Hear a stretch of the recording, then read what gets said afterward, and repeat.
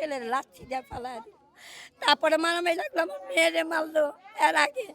আর এইবার আমার ছেলে মেয়েটার এই অবস্থা করছে, আমার মেয়ে এখন মৃত্যুর চেষ্টা করতেছে। আর আমার একটা ছেলের হুমকি দেওয়ার নাকি মায়েরা জেল খাটবো। আপনাদের কাছে এটা আমরা নিরাপত্তা চাই, আমাদের বিচার চাই, সঠিক বিচার আমরা চাই। চাঁদাবাজ যেন বন্ধ হয় এই বাংলাদেশ থেকে, এ আমাদের বিচার। আমার মেয়ে মৃত্যুর সাথে যুদ্ধ করতেছে, এই আপনাদের কাছে আমার অনুরোধ।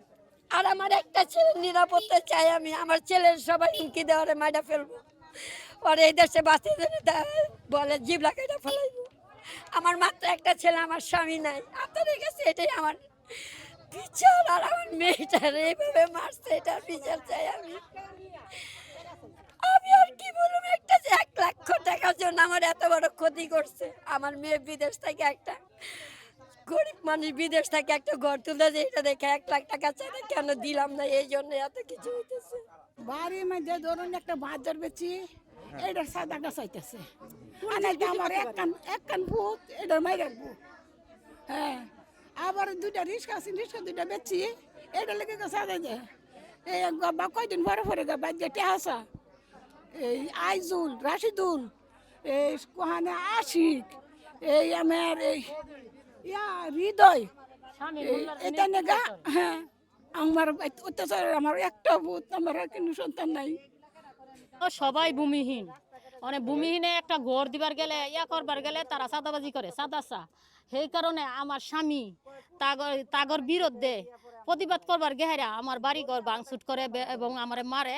স্বামী মোল্লার নির্দেশে আমি হাসপাতাল যাই, তারা হাসপাতালে আমার ঢুকতে দেয় নাই। পরে আমি অনেক কষ্টে মামলার মধ্যে থানার মধ্যে গিয়ে একটা এজাহার করছি, কিন্তু আমার থানাতে একটা পুলিশ আমার আই নাই, আমার কোনো নিরাপত্তা দেয় না। আমরা রাস্তা রাস্তা ঘুরতেছি আমার মেয়েটারে লইয়া। একটা বাথরুম করতে গেল চাঁদাসা, সোজা কথা, ঘর করছি চাঁদাসা, যে কোন জিনিস করতে চাই চাঁদাসা। ওই যে হৃদয়রা অনেকটি নাম,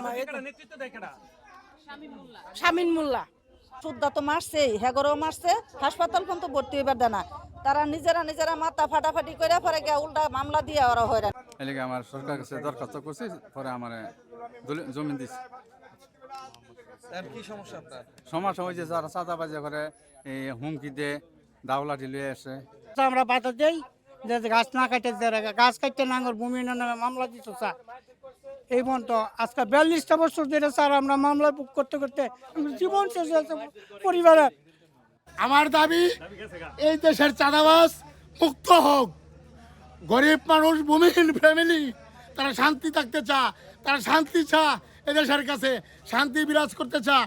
আর এদেশের মধ্যে চাঁদাবাজ কোনো ঠাঁই নাই, চাঁদাবাজের কোনো ঠাঁই নাই, ঠাঁই হবে না এদেশের চাঁদাবাজের। এটা তারেক জিয়ার বাংলাদেশ না, এটা অল বিশ্ব মানুষের বাংলাদেশ। তারেক জিয়া বলেছে এটা সকলের বাংলাদেশ, কিন্তু কোনো চাঁদাবাজের বাংলাদেশ হতে পারে না।